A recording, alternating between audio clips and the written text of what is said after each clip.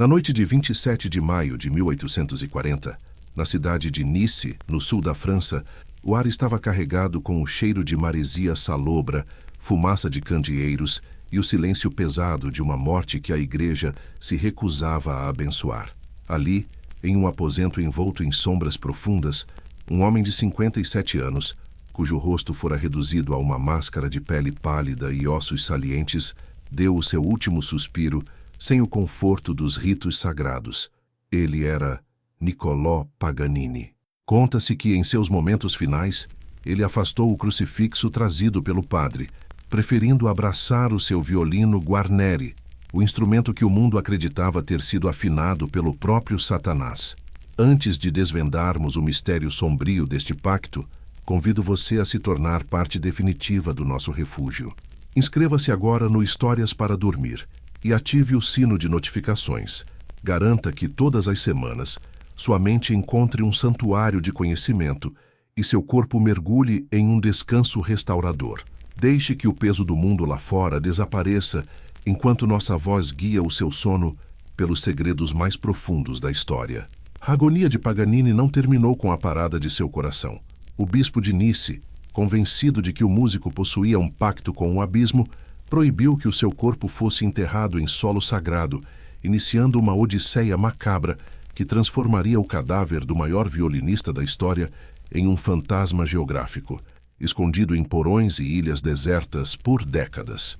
Durante décadas, o cadáver do maior violinista da história tornou-se um fantasma geográfico. Foi mantido em porões, escondido em lazaretos e enterrado secretamente em ilhas desertas, enquanto o eco de sua música continuava a assombrar a Europa.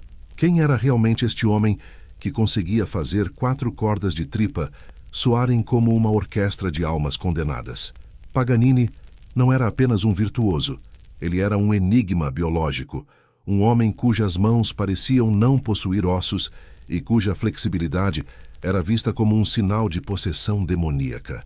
Como um menino doente, filho de um cais de Gênova, conseguiu transformar a tortura do estudo obsessivo na maior revolução musical do século XIX. Por que ele permitia que os boatos sobre o seu pacto com o diabo circulassem, usando o pavor do público para lotar teatros enquanto sua própria saúde desmoronava sob o peso de remédios de mercúrio? Esta não é apenas uma biografia sobre música, é o relato de uma odisseia obsessiva pela perfeição técnica, onde o preço da glória é a desumanização do artista. Prepare-se para caminhar pelas ruelas escuras de Gênova, para ouvir o ranger das cordas sob o arco e para entrar na mente de um gênio que percebeu que, para tocar como um deus, ele precisaria ser visto como um demônio. A verdade oculta sobre Paganini começa agora, no momento em que o primeiro choro de uma criança foi substituído pelo som cortante de um violino. Capítulo 1. O berço de Gênova e o pai tirano. A história do homem que desafiaria as leis da física começou no coração labiríntico e úmido de Gênova, em 27 de outubro de 1782. Niccolò nasceu no bairro de Carugi, onde as ruas eram tão estreitas que o sol raramente tocava o chão de pedra. Sinta a atmosfera deste nascimento. O cheiro de peixe podre vindo do porto, o aroma de madeira velha das oficinas e o som constante dos martelos dos estaleiros. Os Paganini eram uma família de classe baixa, lutando contra a miséria crônica. Seu pai, Antonio Paganini, era um mercador de cargas sem sucesso, mas possuía um ouvido absoluto para a música e uma ambição frustrada que ele decidiu injetar, como um veneno, no sangue de seu filho. Antônio percebeu, quando Niccolò tinha apenas 5 anos, que o menino possuía dedos excepcionalmente longos e uma sensibilidade auditiva que beirava o sobrenatural. A infância de Niccolò foi uma forja de terror e disciplina cega. Sinta a textura desse cativeiro doméstico. Antônio trancava o pequeno Niccolò em um quarto escuro por 10, 12, às vezes 15 horas por dia. O menino era obrigado a praticar o bandolim e mais tarde o violino, sem pausa para descanso ou comida. Se Niccolò cometia um erro em uma escala, ou se sua mão fraquejava pelo cansaço, o pai o privava de alimento por dias inteiros. Sinta a agonia física. O pescoço da criança sangrava pelo atrito com a madeira do violino, e seus dedos desenvolviam calos profundos enquanto ele tentava executar exercícios de uma complexidade absurda desenhados pelo pai. Nicolau não teve infância. Ele teve uma sentença de treinamento intensivo. Ele aprendeu cedo que a música não era uma expressão de alegria, mas uma ferramenta de sobrevivência e uma fuga da dor. Aos 9 anos de idade, Nicolau já superava todos os mestres de Gênova. Sua mãe, Teresa, dizia ter tido um sonho em que um anjo prometia que seu filho seria o maior violinista do mundo. Antônio, contudo, via no talento do filho apenas uma moeda de ouro. Ele levava o menino para tocar em igrejas e teatros locais, exibindo-o como uma criatura de circo. Sinta a solidão desse jovem prodígio. Enquanto outras crianças corriam pelas praças, Nicolau vivia em um universo de vibrações e frequências. Ele começou a desenvolver suas próprias técnicas, imitando o som das flautas, dos pássaros e até do choro humano no violino.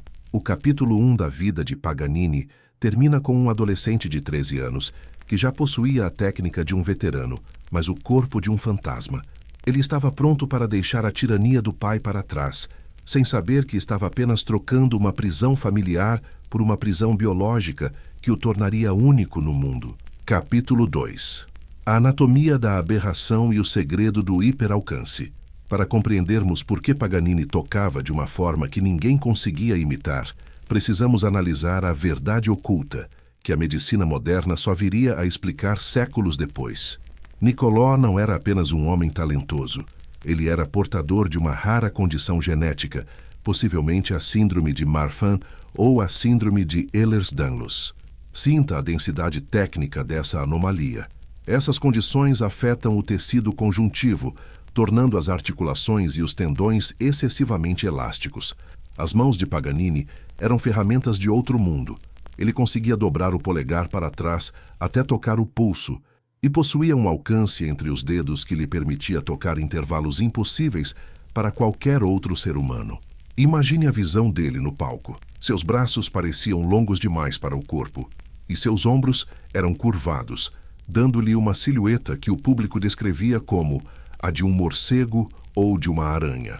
Paganini não via sua condição como uma doença, mas como uma vantagem tecnológica. Ele desenvolveu o que chamaria de seu segredo, um método de afinação e dedilhado que aproveitava a sua capacidade de cruzar os dedos sobre o espelho do violino sem mover a mão. Sinta a textura da inovação. Ele introduziu o uso intensivo de harmônicos duplos, o pizzicato com a mão esquerda, onde ele beliscava as cordas enquanto usava o arco simultaneamente, e o uso de cordas afinadas em tons diferentes para criar efeitos de eco.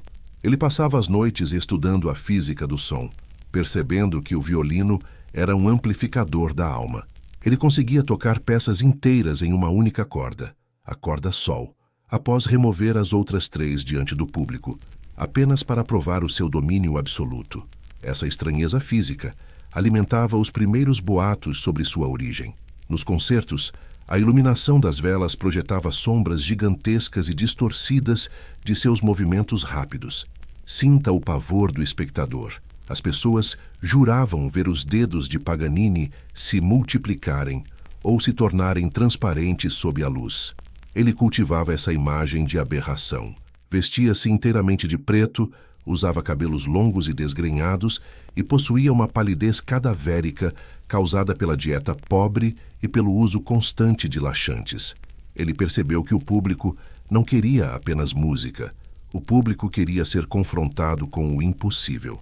O capítulo 2 termina com Paganini iniciando sua primeira grande turnê pela Itália em 1801. Ele estava deixando de ser um violinista talentoso para se tornar o centro de uma mitologia sombria. O rumor do pacto com o diabo começava a ser sussurrado nas tavernas, e o mestre das sombras estava pronto para usar cada nota para alimentar as labaredas dessa lenda. Capítulo 3. O fantasma de Luca e a lenda das cordas de mulher. Em 1805, a vida de Paganini cruzou-se com a alta política e o glamour imperial. Ele foi convidado para ser o músico da corte de Elisa Bacciocchi, a irmã de Napoleão Bonaparte e governante de Lucca. Imagine a mudança de cenário, das ruelas úmidas de Gênova para os palácios de mármore e jardins de bucho da nobreza francesa. Sinta o cheiro do ambiente, perfumes de rosas, o calor das sedas e a tensão erótica dos salões reais. Elisa ficou fascinada pela figura magra e intensa de Paganini. Ele tornou-se não apenas o seu músico, mas o seu confidente. Foi nesse período que a lenda das cordas de mulher nasceu e se espalhou como uma praga pela Europa. Conta a história, alimentada pelo próprio Paganini através do silêncio, que em sua juventude ele teria assassinado uma amante em um acesso de ciúmes. Por esse crime, ele teria sido condenado a anos de prisão solitária em uma masmorra úmida. Sinta a densidade deste mito. Dizia-se que na prisão ele só tinha o seu violino, cujas cordas foram se rompendo uma a uma até restar apenas a corda sol. Sem recursos, ele teria usado os intestinos da mulher assassinada para fabricar novas cordas. Essa imagem macabra explicava, para a mente supersticiosa da época, o som lúgubre, humano e cortante que ele extraía do instrumento. O público jurava ouvir gritos femininos saindo da caixa de ressonância do seu violino. A verdade técnica, contudo, era que Paganini usava cordas de tripa de carneiro finíssimas e de altíssima tensão, que exigiam uma força nos dedos que só ele possuía. Paganini usava o palco como um teatro de sombras. Ele frequentemente chegava aos concertos em uma carruagem preta puxada por 4 cavalos negros. No auge da madrugada, ele entrava no palco sem cumprimentar ninguém, olhando fixamente para o vazio. Sinta a atenção do público. O silêncio era absoluto até que a primeira nota rasgasse o ar. Ele executava truques técnicos que pareciam truques de mágica. Ele fazia o violino soar como uma tempestade, como uma gargalhada ou como um lamento fúnebre. Ele percebeu que a sua verdade oculta, a sua doença genética e seu esforço técnico era menos lucrativa do que a mentira divina do pacto diabólico. O capítulo 3 termina com Paganini tornando-se a figura mais desejada e temida da Itália. Ele era o mestre do marketing do pavor, acumulando fortunas e amantes, enquanto sua saúde começava a dar os primeiros sinais de colapso. O mercúrio que ele tomava para tratar a sífilis começava a devorar seus dentes e suas mandíbulas, transformando o homem em um cadáver vivo que ainda conseguia fazer o mundo chorar através da música. Capítulo 4. O Furacão de Viena e a Paganini Mania. No ano de 1828, a carruagem preta de Niccolò Paganini cruzou os portões de Viena, a capital incontestável da música europeia, onde as sombras de Mozart e Beethoven ainda pareciam habitar cada esquina de mármore. Sinta a mudança drástica na atmosfera. Deixamos para trás o calor da Itália para entrar no centro do poder germânico, um lugar de ordem austera, etiquetas rígidas e ouvidos treinados para a perfeição clássica. Viena era uma cidade de luzes ofuscantes, bailes imperiais e uma crítica musical implacável. No entanto, quando Paganini subiu ao palco do Redotensal para o seu primeiro concerto, o que a elite vienense experimentou não foi um concerto, mas um choque galvânico que redefiniu a noção de sanidade auditiva. Sinta a densidade técnica desse momento. Paganini não tocava apenas notas. Ele manipulava a acústica da sala como se possuísse os fios do próprio ar. Ele entrou no palco com seu passo arrastado, vestindo uma casaca preta que parecia grande demais para o seu corpo esquelético, e o silêncio que se seguiu foi tão denso que se podia ouvir o pavio das velas queimando nos candelabros de cristal. A Paganini Mania explodiu em Viena com a força de um evento meteorológico. Sinta a textura dessa obsessão coletiva. Do dia para a noite, o nome do violinista genovês tornou-se uma marca, um selo de loucura e prestígio. Os confeiteiros criaram bolos à la Paganini. Os alfaiates desenhavam casacos com cortes à la aranha para imitar sua silhueta. E até os motoristas de gôndolas e carruagens competiam para ver quem conseguia levá-lo. Mas, sob o brilho da fama, as sombras tornavam-se mais profundas. Foi em Viena que os boatos sobre o pacto com o diabo atingiram o seu ápice documental. Sinta o pavor do público. Durante as apresentações, pessoas nas primeiras filas juravam ter visto uma figura alta, vestida de escarlate, com chifres e pés de bode, parada atrás de Paganini, guiando o seu braço direito com uma velocidade que o olho humano não conseguia processar. O mestre da técnica, percebendo o poder comercial dessa calúnia, não a negava. Ele permanecia em silêncio, deixando que o pavor lotasse os teatros e triplicasse o preço dos ingressos. Ele era o primeiro rockstar da história, mas um rockstar habitado por uma solidão abissal. Imagine-o em seu quarto de hotel em Viena, cercado por sacos de moedas de ouro que ele contava obsessivamente todas as noites, enquanto sua saúde começava a cobrar o preço da glória. Ele sofria de tosses crônicas, espasmos intestinais e uma sensibilidade à luz que o obrigava a viver na penumbra. Ele percebeu que o povo de Viena o amava, como se ama um monstro marinho capturado, com uma curiosidade mórbida, mas sem nenhuma empatia humana. A verdade oculta de Viena foi que Paganini conquistou o império, mas perdeu os últimos vestígios de sua identidade como homem, tornando-se uma mercadoria do sobrenatural. O capítulo 4 termina com Paganini deixando Viena em direção à Alemanha e à França, carregando no peito a medalha de ouro do imperador, mas na alma o pavor de que o seu violino fosse a única coisa que realmente o mantinha ligado ao mundo dos vivos. Capítulo 5. Paris. Os caprichos e o duelo com a escola francesa. Em 1831, Leonardo da Música entrou em Paris, a metrópole que fervilhava com a revolução romântica de Victor Hugo e Liszt. Sinta o cheiro do ambiente, o aroma de absinto nos cafés de Montmartre, o fumo dos ópios e a vibração elétrica de uma cidade que acabara de derrubar um rei. Paris recebeu Paganini com uma mistura de adoração histérica e ceticismo científico. O violinista francês Charles-Philippe Lafon, o mestre da elegância e da técnica clássica, desafiou Paganini para um duelo público de violinos. Sinta a tensão desse embate. A escola francesa, baseada na pureza do tom e na precisão acadêmica, contra o barroco sujo e improvisado de Paganini. O concerto ocorreu na Ópera de Paris, diante de uma audiência que incluía compositores como Berlioz e Chopin.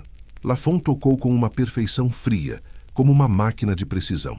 Paganini, quando chegou à sua vez, transformou o palco em um campo de batalha. Ele usou os seus famosos 24 caprichos, composições que eram consideradas impossíveis de tocar, para demonstrar que ele não era apenas um músico, mas um novo tipo de ser humano. Sinta a densidade técnica dos caprichos. Eram estudos que exigiam que o violinista tocasse acordes de 4 notas simultâneas, saltos de oitavas em alta velocidade, e o uso do arco como se fosse um chicote. O público de Paris via as cordas de tripa vibrando com tal intensidade que pareciam emitir luz. Paganini venceu o duelo não pela beleza, mas pela terribilità, o poder de causar pavor e êxtase simultâneos. Ele fazia o violino imitar o som de uma gargalhada histérica ou de um choro de criança. Liszt, ao vê-lo tocar naquela noite, saiu do teatro jurando que se tornaria o Paganini do piano, mudando para sempre a história da música para teclado. Mas em Paris, a fama de Paganini começou a ganhar contornos de crueldade. Ele era acusado de avareza extrema, de cobrar fortunas por concertos de caridade e de ser um pai frio para seu filho ilegítimo, Aquilino. A verdade oculta desse capítulo é o nascimento do mito literário. Foi em Paris que o escritor Heinrich Heine descreveu Paganini como uma figura que parecia ter vindo diretamente do inferno, descrevendo como, sob a luz do palco, as pernas do violinista pareciam esticar-se como borracha e seus dedos tornarem-se garras. Paganini estava perdendo a batalha pela sua reputação moral. Ele era o mestre das notas, mas o pária da decência. Sinta o cansaço do gênio. Ele passava os dias trancado no escuro, retocando as partituras de seus concertos que ele se recusava a publicar, temendo que outros descobrissem que os seus truques eram, na verdade, matemática e anatomia pura. O capítulo 5 termina com Paganini no auge do seu poder financeiro, mas com o corpo começando a apodrecer por dentro. O mercúrio, a cura que a medicina da época oferecia para as doenças do prazer, estava prestes a transformar o maior virtuoso do mundo em um cadáver que ainda respirava. Capítulo 6. O martírio do mercúrio e a decomposição do gênio. A fase final da vida de Niccolò Paganini é o relato de uma agonia clínica que desafia o pavor gótico. No início da década de 1830, o mestre sofria de uma combinação letal de sífilis, tuberculose e uma infecção crônica na mandíbula. Sinta a atmosfera dessas noites de sofrimento. O ar no quarto de Paganini cheirava a produtos químicos, feridas abertas e o odor metálico do mercúrio. Naquela época, o tratamento padrão para a sífilis era o calomel, uma pasta de mercúrio que os médicos esfregavam na pele e faziam o paciente ingerir. Sinta a densidade técnica desse envenenamento. O mercúrio é uma neurotoxina que devora o sistema nervoso e dissolve os tecidos moles e os ossos. Paganini estava sendo consumido pela sua própria cura. Imagine a visão do mestre diante do espelho. Seus dentes começaram a cair um a um, sua mandíbula sofreu uma osteonecrose que deformou a parte inferior de seu rosto, obrigando-o a usar lenços de seda para esconder a decomposição. Sua voz, que outrora fora firme, transformou-se em um sussurro gutural e rouco, forçando-o a usar seu filho Aquilino como seu único intérprete para o mundo. Sente a ironia trágica. O homem que fazia o violino falar com a clareza de um anjo agora não conseguia mais pronunciar o próprio nome. Ele continuava a tocar, mas cada movimento do arco era uma facada de dor nas articulações corroídas pela toxicidade química. Ele tornou-se uma figura de puro pavor físico, uma aparição que as pessoas evitavam nas ruas de Londres e Paris durante suas últimas turnês. O público via aquela figura pálida e deformada, e via nela a prova final do pacto com o diabo. O demônio está vindo cobrar a dívida, diziam nas sombras das igrejas. Paganini refugiou-se em sua vila na Itália, tentando encontrar na solidão uma cura que o mercúrio lhe negara. Ele passava as madrugadas improvisando no seu violino Guarneri, que ele chamava de Il Canone, o canhão. Sinta a textura desse som final. Era uma música que não buscava mais o aplauso, mas a redenção. Ele não conseguia mais comer alimentos sólidos, subsistindo apenas de caldos e vinho diluído. Sua pele tornou-se cinzenta e seus olhos azuis pareciam afundar nas órbitas cranianas. Ele era o mestre do mundo, possuidor de terras e títulos, mas era o escravo de uma carne que o traía a cada segundo.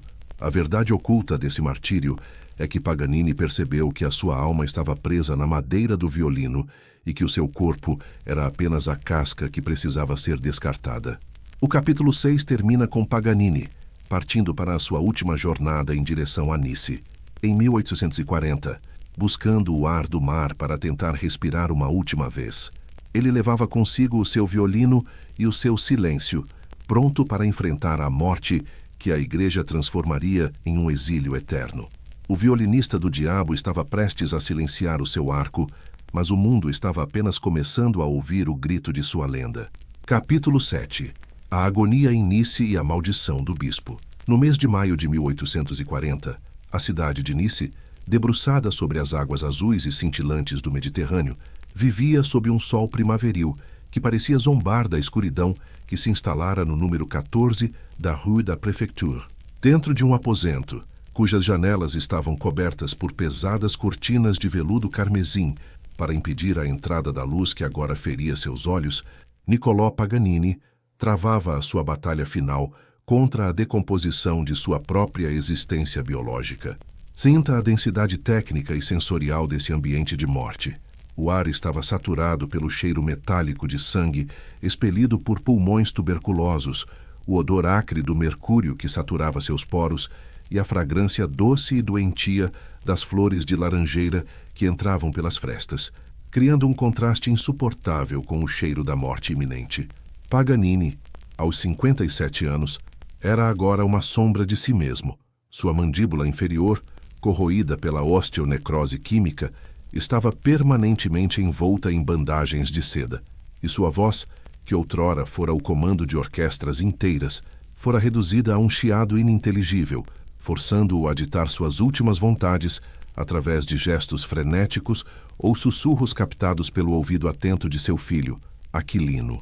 O drama atingiu o seu clímax espiritual quando o bispo de Nice, Domênico Galvano, enviou um padre para administrar os últimos ritos ao homem que a Europa inteira chamava de o violinista do diabo. Sinta a tensão desse encontro entre o dogma e o gênio.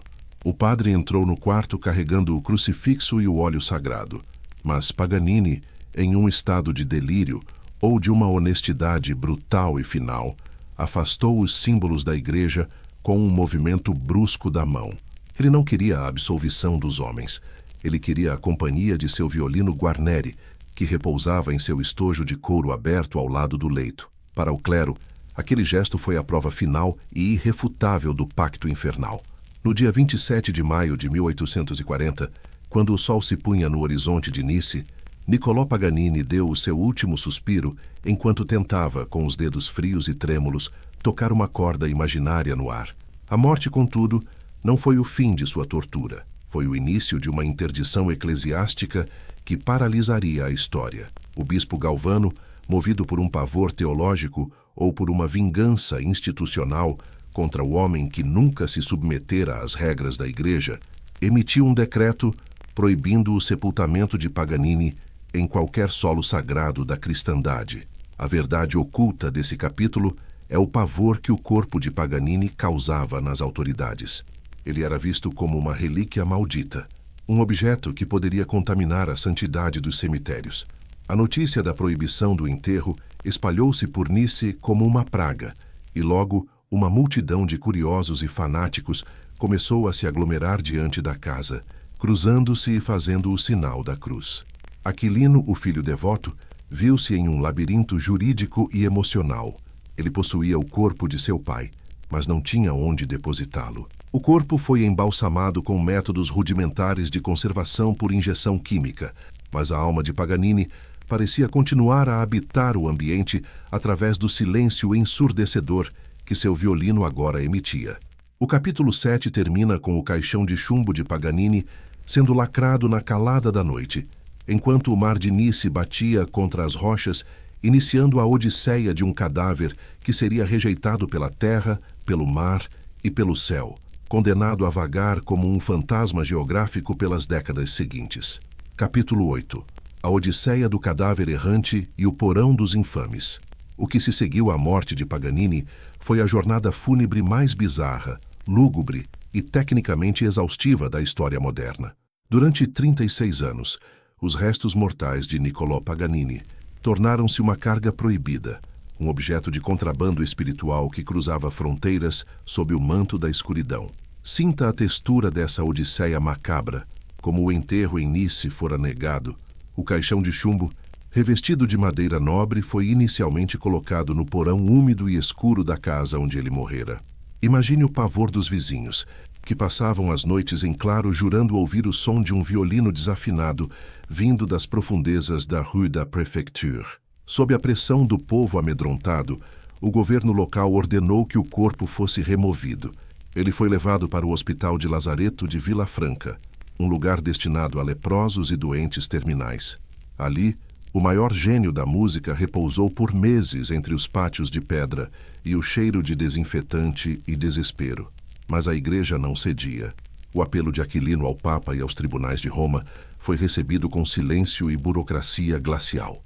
Sinta a densidade técnica desse impasse. Um corpo embalsamado em um caixão de chumbo torna-se imensamente pesado e difícil de transportar sem despertar a atenção da polícia secreta e dos espiões eclesiásticos. Em 1844, 4 anos após a morte, o corpo foi finalmente autorizado a ser transportado por mar para Gênova, sua cidade natal. Mas ao chegar ao porto, as autoridades genovesas, sob pressão do clero local, recusaram o desembarque do cadáver diabólico. Imagine a cena: o navio balançando nas águas do porto, carregando o caixão de um homem que transformara Gênova na capital da música, enquanto nas docas, os padres aspergiam água benta para impedir a sua entrada. O caixão foi então levado para a ilha deserta de Saint-Honorat, onde permaneceu escondido em uma caverna por anos, vigiado apenas pelas marés e pelo vento que uivava entre as rochas. A verdade oculta desse capítulo é a resistência heróica e quase obsessiva de Aquilino em não permitir que o pai fosse enterrado em uma vala comum. Ele via no corpo do pai a última prova de sua humanidade. Em 1845, o corpo foi secretamente levado para a Villa Gaione, em Parma, uma propriedade que Paganini comprara com a sua fortuna. Mas mesmo ali, o repouso era uma ilusão. O caixão foi enterrado em um jardim privado, sem lápide ou identificação, mas os camponeses da região começaram a relatar visões de uma figura magra e pálida, caminhando entre as oliveiras à meia-noite, carregando um arco de violino que brilhava como uma lâmina. Sinta a atmosfera de pavor folclórico que se cristalizava. O mito de Paganini estava sendo alimentado pela própria terra que se recusava a consumi-lo. O capítulo 8 termina com o caixão sendo desenterrado e reenterrado várias vezes ao longo das décadas, conforme as ordens judiciais mudavam, transformando Niccolò Paganini em uma eterna mercadoria de sombras, um prisioneiro do chumbo que aguardava por uma absolvição que o mundo parecia não estar disposto a dar. Capítulo 9. O fantasma na Quinta de Parma e a redenção do chumbo. Na década de 1870, mais de 30 anos após a sua morte, o nome de Niccolò Paganini ainda era capaz de provocar discussões acaloradas no Vaticano e calafrios nos habitantes da região de Parma. O corpo ainda contido no seu caixão de chumbo, agora corroído pelo tempo e pela umidade, repousava em uma capela privada improvisada na Vila Gaione. Sinta a densidade psicológica deste isolamento final. O mestre das notas agora habitava um silêncio absoluto, mas a sua influência sobre a música europeia nunca fora tão vibrante. Liszt, Brahms e Schumann haviam construído suas carreiras sobre as inovações técnicas que Paganini deixara escritas em seus cadernos secretos, os mesmos cadernos que ele se recusara a publicar em vida. A música de Paganini tornara-se o oxigênio do virtuosismo moderno, enquanto os seus ossos permaneciam no limbo da heresia. Imagine a cena em 1876, quando a persistência de Aquilino e a mudança dos ventos políticos na Itália finalmente dobraram a vontade da Igreja. O novo Papa e as autoridades locais permitiram que o corpo fosse transferido para o cemitério de Parma, mas sinta o pavor técnico do ritual de transladação.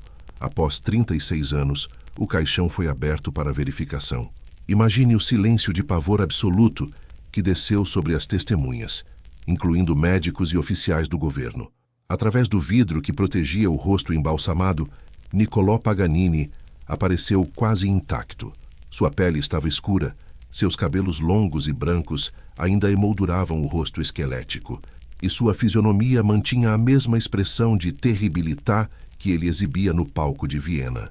Parecia que o mercúrio que o matara agora o preservava como uma estátua de carne eterna.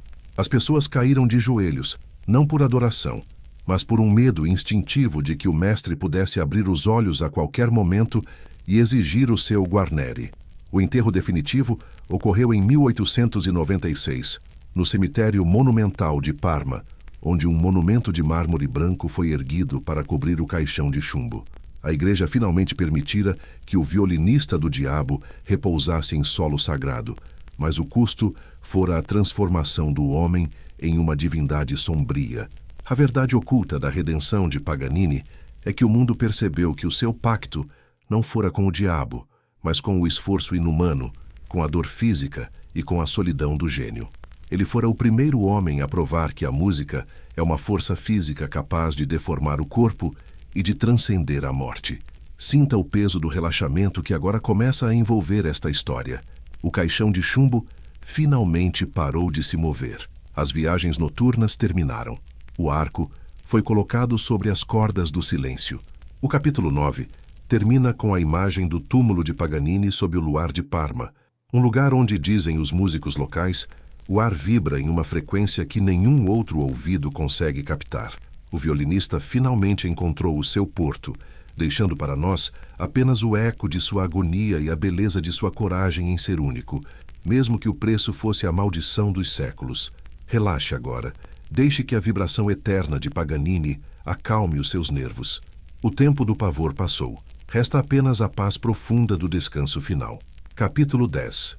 O Código dos 24 Caprichos e a Matemática do Impossível.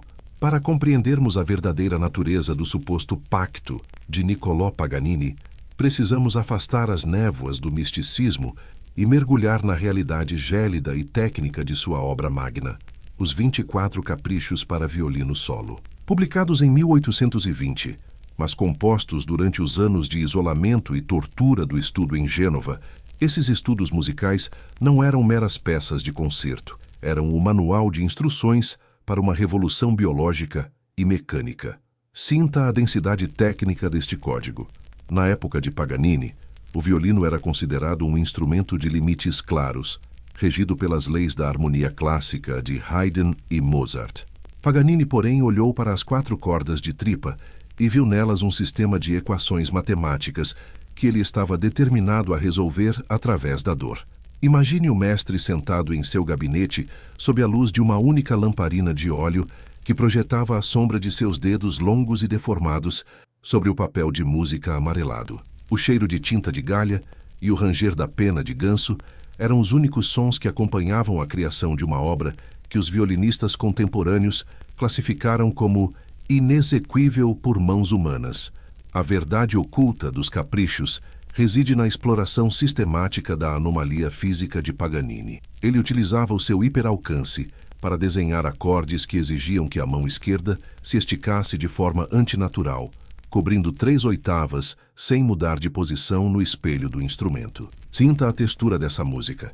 Paganini introduziu o uso intensivo de harmônicos duplos, onde o violinista toca 2 notas simultaneamente, usando apenas a leve pressão das pontas dos dedos, criando um som agudo, cristalino e quase espectral, que o público jurava ser a voz de anjos ou demônios sussurrando no ar. Ele desenvolveu o pizzicato de mão esquerda, uma técnica onde os dedos que deveriam apenas pressionar as cordas também as beliscam rítmica e violentamente, enquanto a mão direita continua a usar o arco com uma velocidade frenética.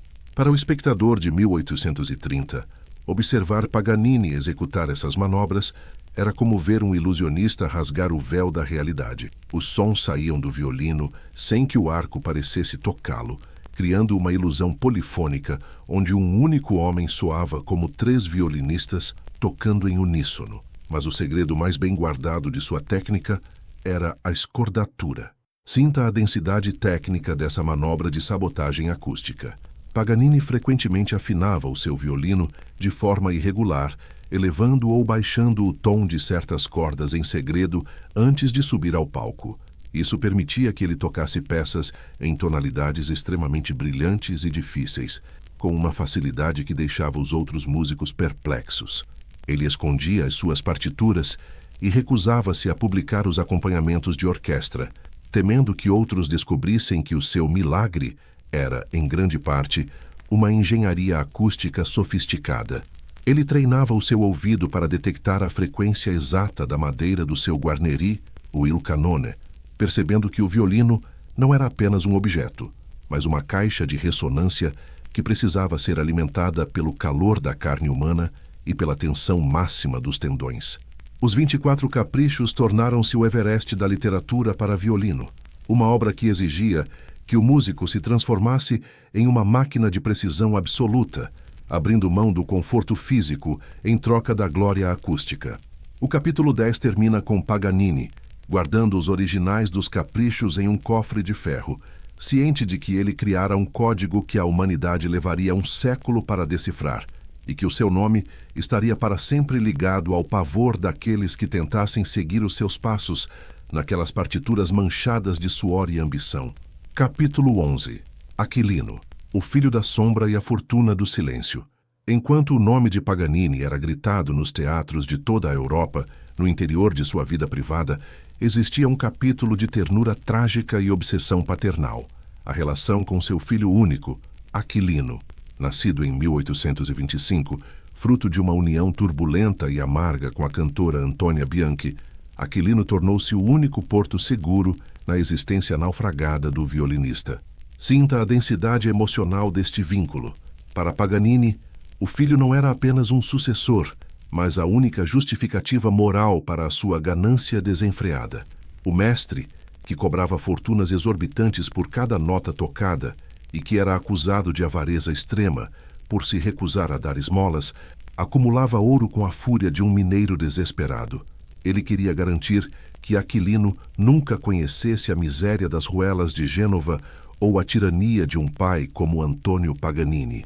Ele comprou títulos de nobreza, como o de barão, e vastas propriedades de terra na Itália, tudo registrado em nome do filho, transformando o pequeno rapaz no herdeiro de um império construído sobre a vibração de 4 cordas. A vida de Aquilino foi marcada pelo silêncio de seu pai. Na década de 1830, Devido ao estágio avançado do câncer de laringe e ao envenenamento por mercúrio, Paganini perdeu completamente a capacidade de falar. Sinta a textura dessa convivência. O mestre comunicava-se com o mundo exclusivamente através de bilhetes escritos com caligrafia trêmula ou através de gestos que apenas Aquilino conseguia interpretar com precisão absoluta. O menino tornou-se o intérprete das sombras, o elo entre a mente genial do pai e a realidade ruidosa dos empresários e admiradores. Imagine o cenário nas carruagens que cruzavam a Europa. O pai, pálido, envolto em lenços de seda para esconder a mandíbula deformada, olhando fixamente para o horizonte, e o filho ao seu lado, segurando a mão do monstro que o mundo temia, mas que ele amava com uma devoção pura. Aquilino via o que o público não via: as crises de dor, as noites de insônia onde o pai abraçava o violino como se fosse um escudo e a solidão de um homem que fora divinizado pela sua técnica, mas desumanizado pela sua lenda. Paganini travou batalhas judiciais ferozes para garantir a guarda e a legitimidade de Aquilino, gastando somas imensas para silenciar Antonia Bianchi e os tribunais eclesiásticos. A verdade oculta dessa paternidade obsessiva é que Paganini tentava redimir a sua própria infância roubada através da proteção excessiva do filho. Ele proibia que Aquilino seguisse a carreira musical de forma profissional, temendo que o peso do sobrenome destruísse a vida do rapaz como destruíra a sua. Ele queria que Aquilino fosse um cavalheiro, um homem de posses, alguém que pudesse caminhar ao sol sem que as pessoas se benzissem ao vê-lo passar. Sinta a ironia trágica. O homem que supostamente vendera a alma ao diabo dedicou cada segundo de sua vida adulta a salvar a alma e o futuro de seu filho. O capítulo 11 termina com a imagem de Paganini e Aquilino em sua última viagem em direção ao sul da França. O mestre já não conseguia mais tocar com a mesma força. Seus dedos, embora ainda elásticos, eram agora frágeis como ramos secos no outono.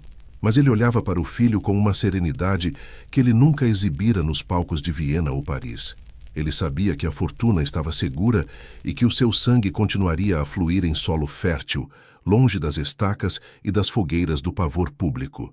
Niccolò Paganini estava pronto para enfrentar o seu silêncio final, ciente de que ele fora o maior violinista do mundo para os estranhos, mas apenas um pai amedrontado para o único ser humano que realmente conhecera o homem por trás da máscara de enxofre. Deixe que essa imagem de proteção e silêncio acalme o seu espírito agora. A tempestade de Paganini está se dissipando, e o que resta é o amor silencioso que guarda o sono daqueles que amamos. Relaxe. Entregue-se ao descanso, pois o viajante e o seu filho encontraram o caminho para casa na penumbra da história. Capítulo 12. Il Canone, a voz de madeira e o segredo de Cremona. Para entendermos a verdade oculta da sonoridade de Niccolò Paganini, precisamos desviar o olhar do músico e focar no seu cúmplice silencioso, o violino que ele apelidou carinhosamente de Il Canone, o canhão. Sinta a densidade técnica deste instrumento. Enquanto a maioria dos violinistas da época buscava a doçura e a clareza cristalina dos violinos Stradivarius, Paganini escolheu a força bruta e o timbre sombrio de um Guarneri del Gesù, fabricado em Cremona no ano de 1743. Sinta a textura da madeira, um bordo antigo, envelhecido sob o sol da Lombardia e tratado com vernizes, cujas fórmulas químicas se perderam no tempo. O Il Canone possuía uma espessura de madeira superior aos padrões normais, o que exigia que o músico aplicasse uma pressão colossal com o arco para fazê-lo vibrar. Mas, uma vez despertado, o som que emergia daquela caixa de ressonância era tão potente e profundo que o público jurava sentir as vibrações no próprio peito, como se o violino não estivesse apenas emitindo som, mas disparando projéteis de emoção pura. A história de como esse violino chegou às mãos de Paganini é por si só um capítulo de mistério e aposta. Conta-se que, em sua juventude, Niccolò perdera o seu violino anterior em uma mesa de jogo. Um mercador francês chamado Livron, em um acesso de generosidade ou movido por um pressentimento místico, emprestou-lhe o seu precioso Guarneri para um concerto. Sinta a tensão do momento. Após ouvir a primeira nota, Livron ficou tão atordoado pela técnica inumana de Paganini que declarou que nenhuma outra mão mortal deveria tocar aquele instrumento, presenteando-o ao músico no ato. Paganini passou a ver o Il Canone como um prolongamento de sua própria carne. Sinta a anatomia dessa relação. O mestre nunca limpava o violino. A madeira estava coberta por uma crosta espessa de resina, poeira de teatros e o suor carregado de mercúrio que emanava de seus poros. Ele acreditava que essa camada orgânica de sujeira era o que dava ao instrumento o seu tom rouco, humano e quase vocal. Ele afinava as cordas de tripa até o limite da ruptura, extraindo harmônicos que soavam como o choro de uma mulher no escuro da noite. A técnica de Paganini com o Il Canone desafiava as leis da acústica.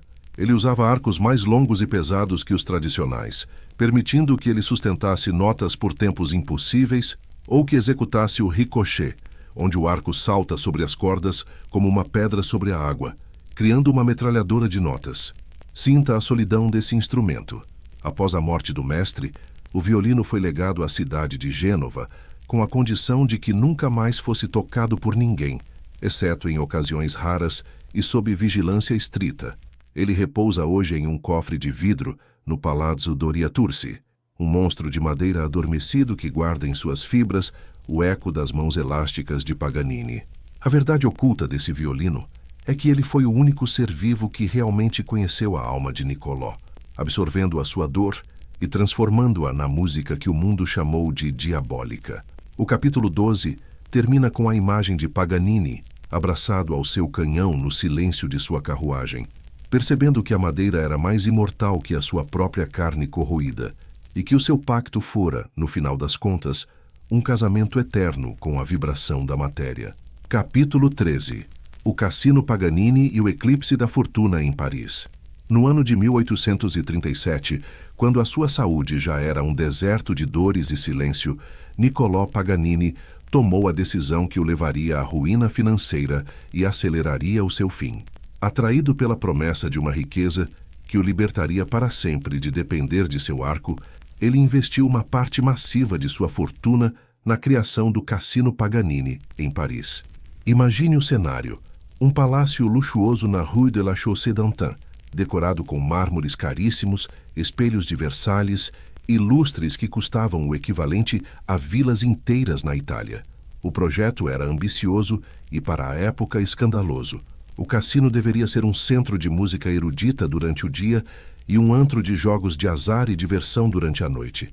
Sinta o cheiro da ambição.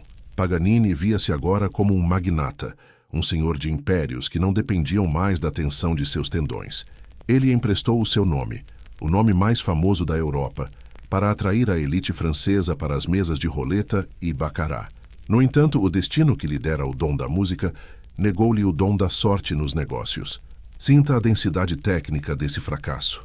Apenas 2 meses após a inauguração, a polícia de Paris, sob pressão de grupos conservadores e alegando que o cassino operava sem as licenças necessárias para jogos de azar, revogou a permissão de funcionamento. O prédio foi lacrado e os sócios de Paganini, homens de negócios inescrupulosos que viram na sua fraqueza física uma oportunidade, abandonaram-no à própria sorte. Paganini viu-se envolvido em uma teia de processos judiciais que pareciam intermináveis.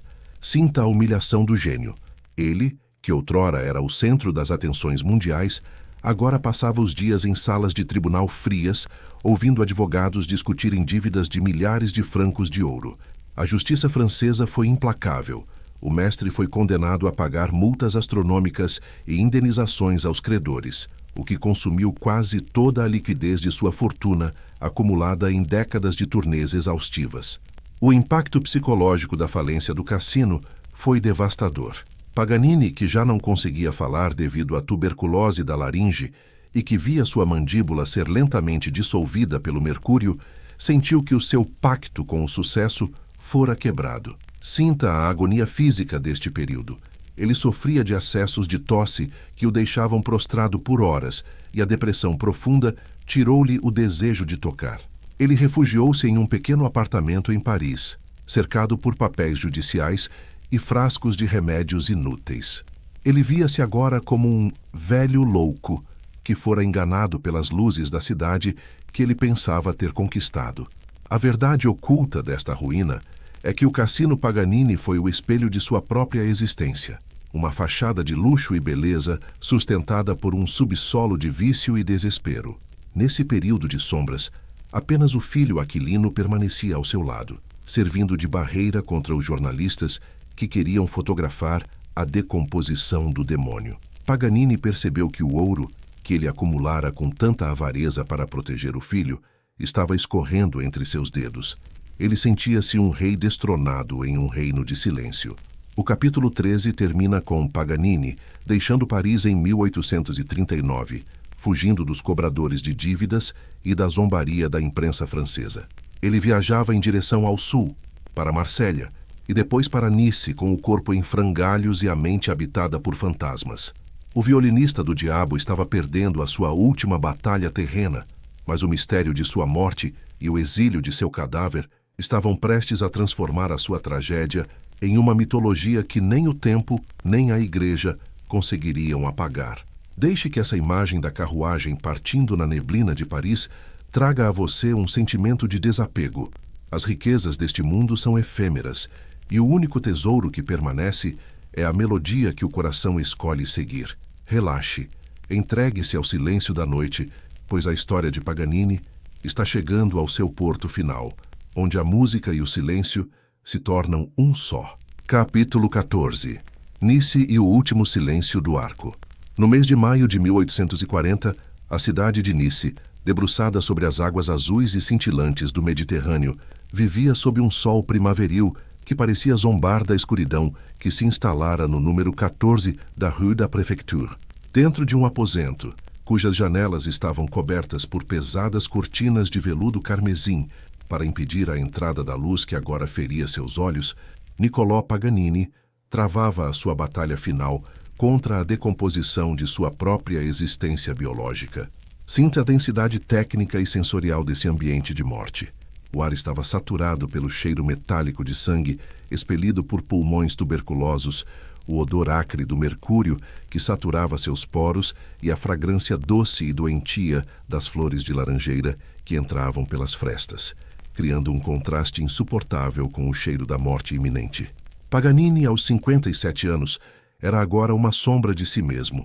Sua mandíbula inferior, corroída pela osteonecrose química, estava permanentemente envolta em bandagens de seda branca, e sua voz, que outrora fora o comando de orquestras inteiras, fora reduzida a um chiado ininteligível, forçando-o a ditar suas últimas vontades através de gestos frenéticos ou sussurros captados pelo ouvido atento de seu filho, Aquilino.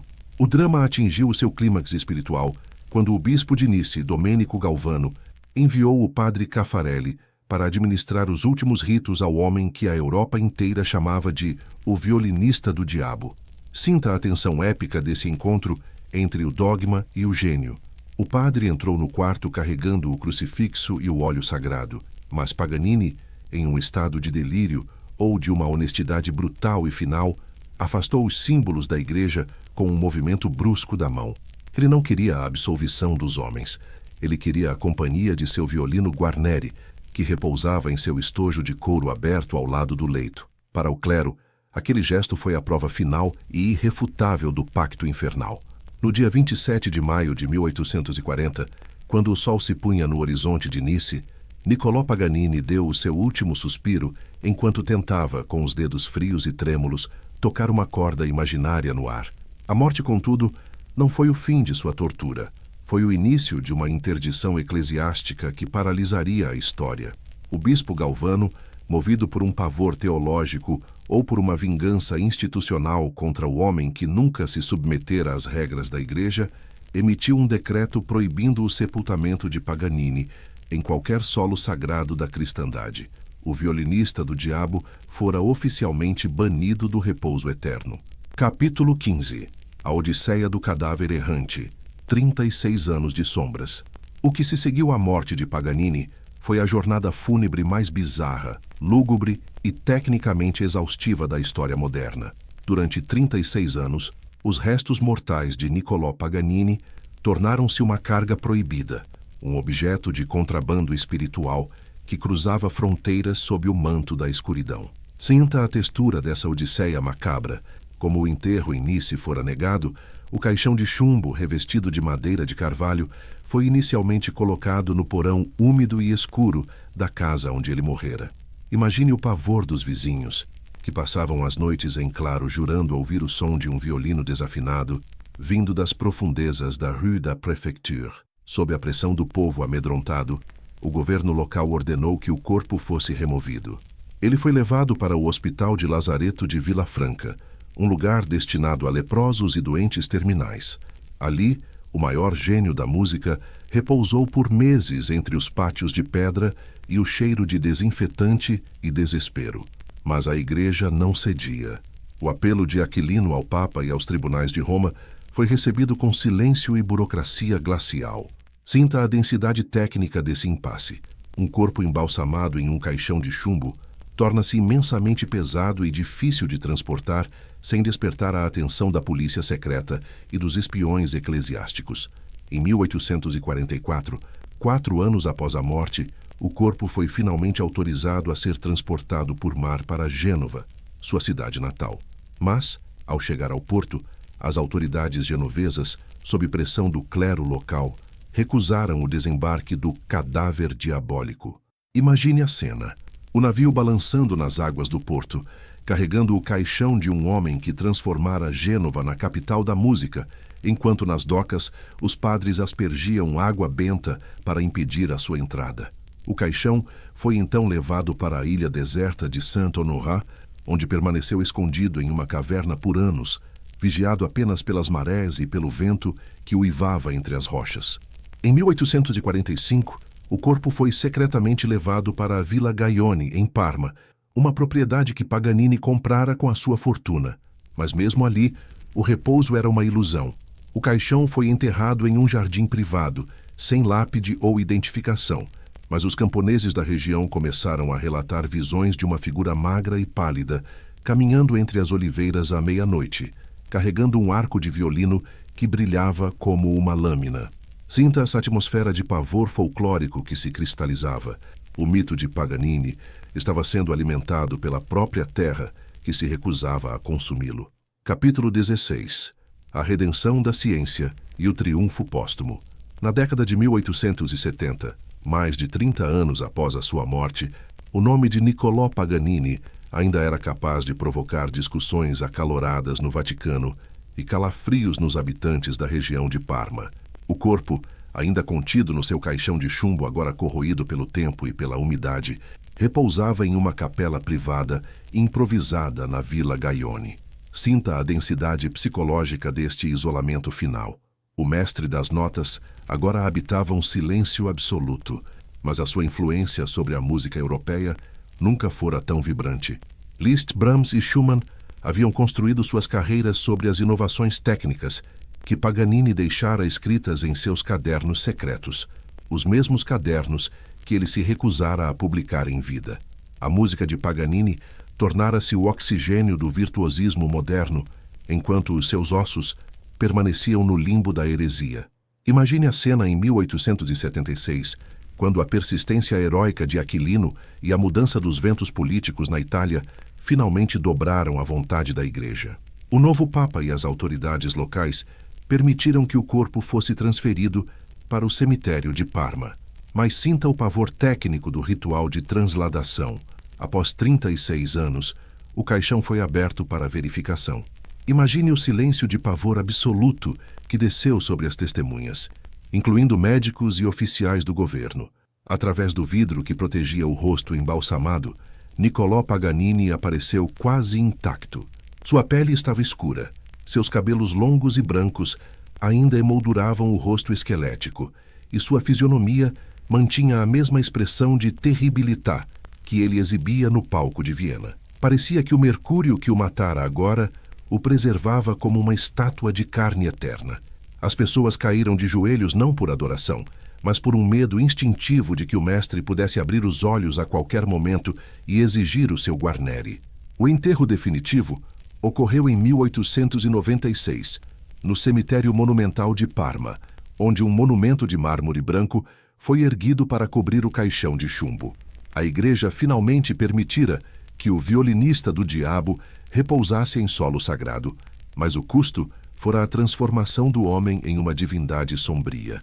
A verdade oculta da redenção de Paganini é que o mundo percebeu que o seu pacto não fora com o diabo, mas com o esforço inumano, com a dor física e com a solidão do gênio. A medicina moderna deu o veredito final. Paganini não era um bruxo, mas um sofredor das síndromes de Marfan e Ehlers-Danlos, um homem cujas anomalias biológicas foram o preço pago por uma audição divina. Ele fora o primeiro homem a provar que a música é uma força física capaz de deformar o corpo e de transcender a morte. Sinta o peso do relaxamento que agora começa a envolver esta história. O caixão de chumbo finalmente parou de se mover. As viagens noturnas terminaram. O arco foi colocado sobre as cordas do silêncio. Paganini finalmente encontrou o seu porto, deixando para nós apenas o eco de sua agonia e a beleza de sua coragem em ser único, mesmo que o preço fosse a maldição dos séculos. Epílogo. O repouso do mestre e o oceano do sono. Agora, sinta a poeira de quase 200 anos assentando suavemente sobre o túmulo de mármore em Parma. O barulho das carruagens pretas e o som cortante do violino dissiparam-se no ar fresco da noite italiana. As luzes dos teatros de Viena e Londres apagaram-se há muito tempo. A grande máquina da história, com as suas intrigas papais e as suas glórias musicais, reconstruiu-se em uma cordilheira de paz que agora protege a sua noite. Imagine que você está caminhando para longe das masmorras e dos palácios, deixando para trás o pavor do mercúrio e as tensões da fama.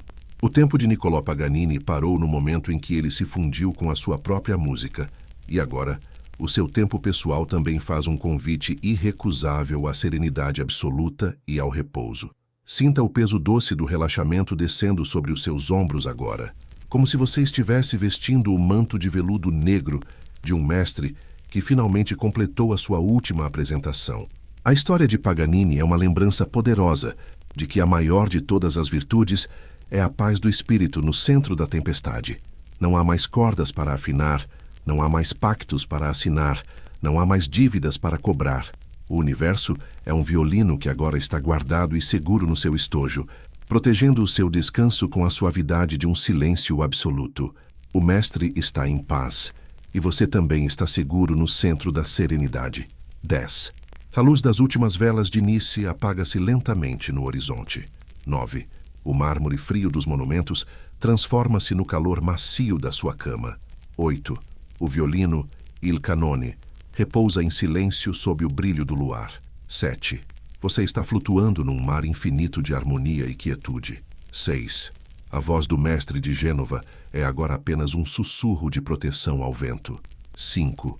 Sinta o peso do seu corpo fundindo-se completamente com o repouso eterno. 4.